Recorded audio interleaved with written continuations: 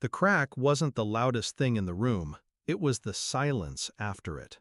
Blood pooled under my tongue, metallic and warm.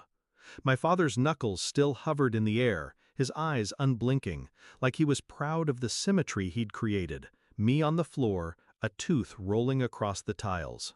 My mother's laugh was sharp, brittle. Parasites like you should learn to obey.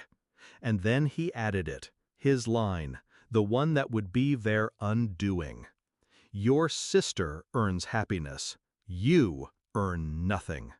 I swallowed the blood. I swallowed the humiliation. I swallowed everything, except the memory. Backstory, before the cracks. It wasn't always this way, or maybe it was and I just didn't see it. Growing up, I was the functional child. I fixed things, paid bills, kept the lights on. My sister, she was their princess. She got gifts for breathing. I got lectures for existing. I told myself it didn't matter, that some parents love in different languages, that one day they'd see me. When I got my first job, I thought it was my moment. I'd pay my own rent, buy my own food, finally own my life. But every payday, they found a way to make me feel like my money wasn't mine. My sister needed a new phone. My sister deserved a vacation. My sister shouldn't stress about work. I told myself it was temporary, until the day I said no. Discovery, the breaking point. It was a Tuesday. My paycheck had barely hit my account when my mother called. Her voice was sugar, but her words were a knife. Your sister's short on rent. You'll cover it. No, I said, just one syllable. But it was enough to crack the glass facade we'd all been living behind. By evening, they were in my apartment. There was no discussion, just orders. When I stood my ground, he hit me hard. I think I laughed, quiet, through the blood. Because in that moment, the truth crystallized. They didn't want me to be family. They wanted me to be a resource. And I was done being harvested.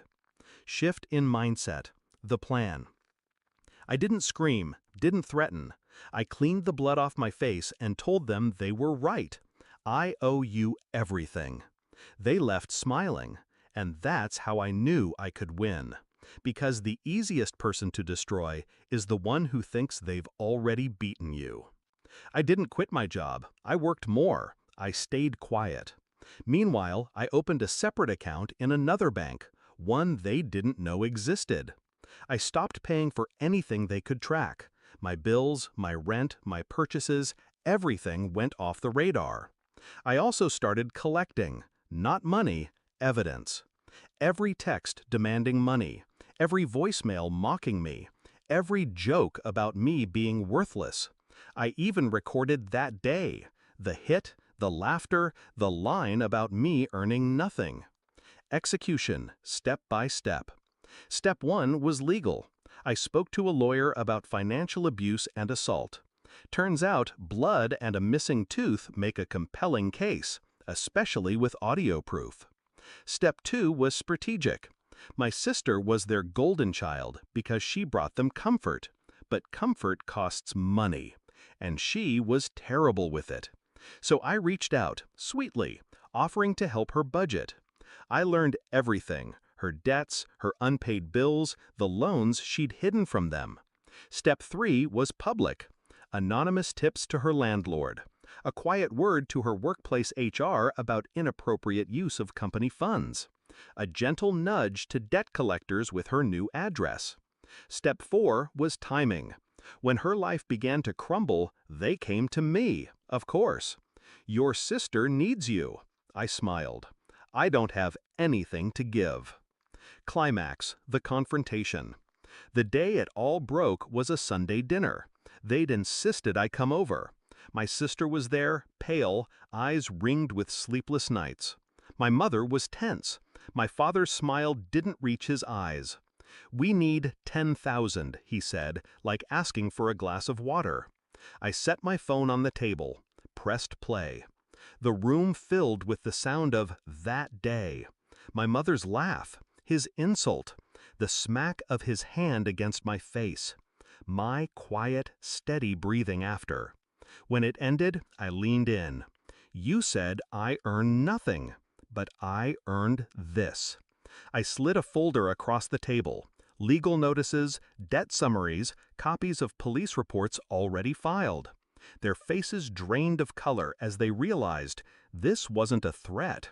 This was already in motion. Resolution, the aftermath. 3 weeks later, I got a letter from my lawyer. The restraining orders were approved. My sister's eviction went through. My parents' accounts were frozen for irregular activity. They tried calling. 96 missed calls in a single day. I blocked them all.